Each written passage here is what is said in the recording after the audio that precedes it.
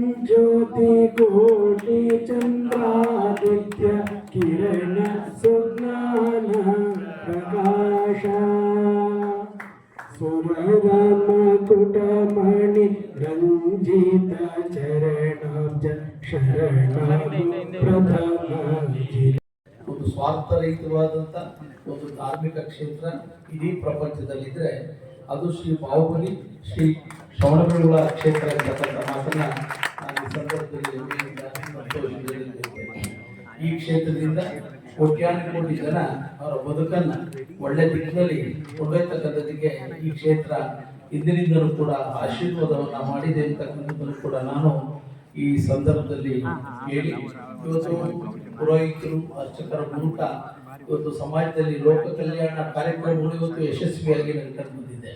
ಇವತ್ತು ಮಳೆ ಬೆಳೆ ಕಡಿಮೆ ಆದಾಗ ಪುರೋಹಿತರು ಅರ್ಚಕ ವೃಂದ ಒಂದು ದೇವರನ್ನ ಪ್ರಾರ್ಥನೆ ಮಾಡಿ ಈ ಭೂಮಿಗೆ ಇರ್ತಕ್ಕಂಥ ಸರ್ವರಿಗೂ ಕೂಡ ಉಳಿತಾಗಲಿ ಇರ್ತಕ್ಕಂಥ ಒಂದು ಸಂದೇಶ ಸಿಗ್ತಕ್ಕಂಥದ್ದು ಪೂಜೆ ಅರ್ಚಕರ ಮೂಲಕ ಇರ್ತಕ್ಕಂಥ ಮಾತುಗಳು ಕೂಡ ನಾನು ಈ ಸಂದರ್ಭದಲ್ಲಿ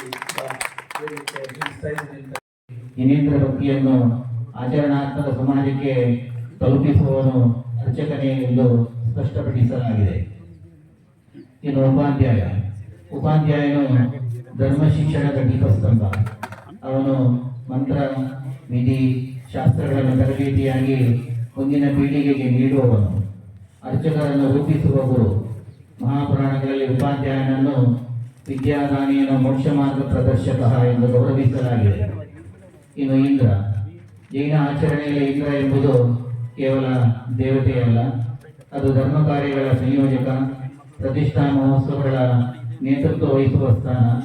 ಪ್ರತಿಷ್ಠಾ ಸಂಹಿತೆಗಳಲ್ಲಿ ಇಂದ್ರನ ಸ್ಥಾನವನ್ನು ಧರ್ಮನಾಯಕನ ರೂಪದಲ್ಲಿ ವಿವರಿಸಲಾಗಿದೆ.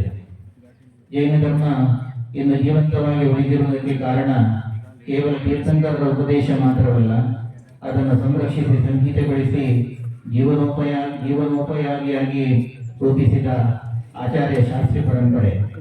ಇಂದು ನಾನು ವಿಶೇಷವಾಗಿ ಜೈನ ಸಿದ್ಧಾಂತಗಳಿಗೆ ಪೂರಕವಾದ ಶಾಶ್ವತ ಕೊಡುಗೆ ನೀಡಿದ ಆಚಾರ್ಯ ಪರಂಪರೆಯನ್ನು ಸ್ಮರಿಸಲು ಇಚ್ಛಿಸುತ್ತೇನೆ. ಸಂಭಾವನೆ ಬಹುಶಃ ಅತಿ ಕಡಿಮೆ ಅಂತ ನಾನು ಕೂಡ ಹೇಳಲಿಕ್ಕೆ ಬಯಸ್ತೇನೆ. ಇದಕ್ಕೆ ಸರ್ಕಾರಗಳು ಹೆಚ್ಚಿನ ಆದ್ಯತೆಯನ್ನು ನೀಡಬೇಕಾಗಿದೆ. ನಿಮ್ಮಗಳ ಧ್ವನಿಯಾಗಿ ನಾವು ಕೂಡ ಒಂದು ಮೇಲ್ಮಟ್ಟದಲ್ಲಿ ಒತ್ತಾಯ ಮಾಡ್ತಕ್ಕಂಥದ್ದಕ್ಕೆ ನಾವು ಅವಕಾಶವನ್ನು ಮಾಡ್ತೇವೆ ಇರ್ತಕ್ಕಂಥ ಬಾಹುಬಲಿ ಸ್ವಾಮಿ ಆಶೀರ್ವಾದದಿಂದ ಈ ಸಮ್ಮೇಳನ ಗೋಷ್ಠಿಗಳು ನಾಳಿನ ಗೋಷ್ಠಿಗಳು ಕೂಡ ಯಶಸ್ವಿಯಾಗಿ ನಡೆಯಲಿ ಅಂತ ಹಾರೈಸಿ ಪೂಜ್ಯರಿಗೆ ತಮ್ಮೆಲ್ಲರಿಗೆ ವಂದನೆಗಳನ್ನು ಸಲ್ಲಿಸಿ ನಾನು ಮಾತು ಮುಗಿಸ್ತೇನೆ. ಜೈ.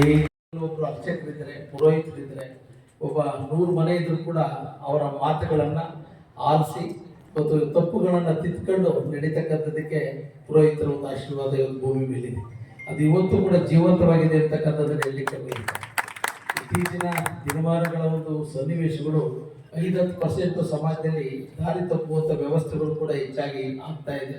ಅಂಥವ್ರನ್ನು ಕೂಡ ಒಂದು ಮುಖ್ಯವಾಗಿ ಸನ್ಮಾರ್ಗಕ್ಕೆ ತರುವಂಥ ಒಂದು ಶಕ್ತಿ, ಒಂದು ಅವಕಾಶ ಇದ್ದರೆ ಅದು ಪುರೋಹಿತ ವರ್ಗಕ್ಕೆ ಅಂತಕ್ಕಂಥದ್ದನ್ನು ಕೂಡ ನಾನು ಈ ಸಂದರ್ಭದಲ್ಲಿ ಹೇಳಿ, ಇವತ್ತು ನಮ್ಮ ಚಾರುಕೀರ್ತಿ ಭಟ್ಟಾರಕ ಶ್ರೀಗಳು ಇವತ್ತು ನಮ್ಮ ದೈಹಿಕವಾಗಿ ನಮ್ಮ ಮುಂದೆ ಇಲ್ಲ, ಆದರೆ ನಮಗೆ ಅವ್ರು ಯಾವತ್ತೂ ಕೂಡ ಈ ಕ್ಷೇತ್ರದಲ್ಲಿ ದೇವರ ಸ್ವರೂಪದಲ್ಲಿ ನಮ್ಮೆಲ್ಲರೂ ಹೃದಯವಾಗಿದ್ದಾರೆ ಅಂತಕ್ಕಂಥದ್ದನ್ನು ಹೇಳ್ಬೇಕಾಗ್ತದೆ. ಈ ಒಂದು ಶ್ರವಣಬೆಳಗೊಳ ಕ್ಷೇತ್ರವನ್ನು ಸಾಮಾಜಿಕವಾಗಿ, ಶೈಕ್ಷಣಿಕವಾಗಿ, ಧಾರ್ಮಿಕವಾಗಿ ಪ್ರಪಂಚಕ್ಕೆ ಪರಿಚಯಿಸಿದಂಥ ಕೀರ್ತಿ ಪರಮ ಪೂಜ್ಯ ಜಗದ್ಗುರು ಚಾರುಕೀರ್ತಿ ಸ್ವಸ್ತಿ ಶ್ರೀ ಚಾರುಕೀರ್ತಿ ಭಟ್ಟಾರಕ ಶ್ರೀಗಳಿಗೆ ಸಲ್ಲಬೇಕು ಅಂತ ನಾನು ಈ ಸಂದರ್ಭದಲ್ಲಿ ಈ ಮೂಲಕ ಪ್ರಾರ್ಥನೆ ಮಾಡಿ, ಜೈನ ದೇವಾಲಯಗಳಾಗಿರ್ಬೋದು, ಜೈನ ಮಂದಿರಗಳ ಜಿನಾಲಯಗಳಲ್ಲಿ ಪೂಜ್ಯ ಅರ್ಚಕರ ಮೂಲಕ ನಾವು ಪೂಜಾ ವಿಧಿವಿಧಾನಗಳನ್ನು ನೆರವೇರಿಸಿ ಇವತ್ತು ಅವರಿಂದ ಒಂದು ಫಲವನ್ನು ಪಡೆಯುವಂಥ ಒಂದು ವಿಶೇಷತೆಯನ್ನು ನಾವು ಮುಂದಿಂದಲೂ ಕೂಡ ಪಡ್ಕೊಂಡು ಬಂದಿದ್ದೇವೆ. ಇವತ್ತು ಜನರಿಗೆ ಸಂಸ್ಕಾರ ಮತ್ತು ಸನ್ಮಾರ್ಗದಲ್ಲಿ ಹೋಗ್ತಕ್ಕಂಥದ್ದಕ್ಕೆ ಪೂಜ್ಯ ಅರ್ಚಕರ ಕೊಡುಗೆ ಅಪಾರವಾಗಿದೆ ಅಂತಕ್ಕಂಥ ಮಾತನ್ನು ಕೂಡ ನಾನು ಹೆಮ್ಮೆಯಿಂದ ಸಂತೋಷಕ್ಕೆ ವಿಶೇಷವಾಗಿ ಬಯಸ್ತಾ ಇದ್ದೇನೆ.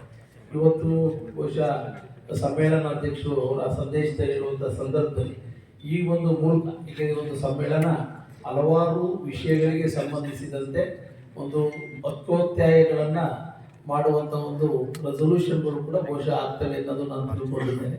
ಬಹುಶಃ ಇವತ್ತಿದೆ, ಜೊತೆಗೆ ನಾಳೆನೂ ಕೂಡ ಕಾರ್ಯಕ್ರಮ ಗೋಷ್ಠಿಗಳಿಗೆ ಅನುಗುಣವಾಗಿ ನಡೆಯುವಂಥದ್ದಕ್ಕೆ ಅವಕಾಶ ಆಗ್ತಿದೆ ಅಂತ ಕೂಡ ಈ ಸಂದರ್ಭದಲ್ಲಿ ಹೇಳಿ, ಏಕೆಂದರೆ ಜೈನ ಧರ್ಮಕ್ಕೆ ಇದು ಪುರಾತನ ಕಾಲದಿಂದಲೂ ಕೂಡ ತನ್ನದೇ ಆದಂಥ ಒಂದು ಧಾರ್ಮಿಕವಾದಂಥ ಒಂದು ಶಕ್ತಿ, ಒಂದು ತತ್ವ, ಆದರ್ಶ ಇರ್ತಕ್ಕಂಥ ಒಂದು ಧರ್ಮವಾಗಿರುವಂಥ ಇಲ್ಲಿನಲ್ಲಿ ಸರ್ವರನ್ನೂ ಕೂಡ ಒಂದು ಗೌರವಿಸ್ತಕ್ಕಂಥ, ಸರ್ವರಿಗೂ ಕೂಡ ಒಂದು ಶಕ್ತಿ ತುಂಬುವಂಥ ಒಂದು ಧರ್ಮ ಇದ್ದರೆ ಅದು ನಿಜ ಜೈನ ಧರ್ಮ ಇರ್ತಕ್ಕಂಥ ಮಾತನ್ನ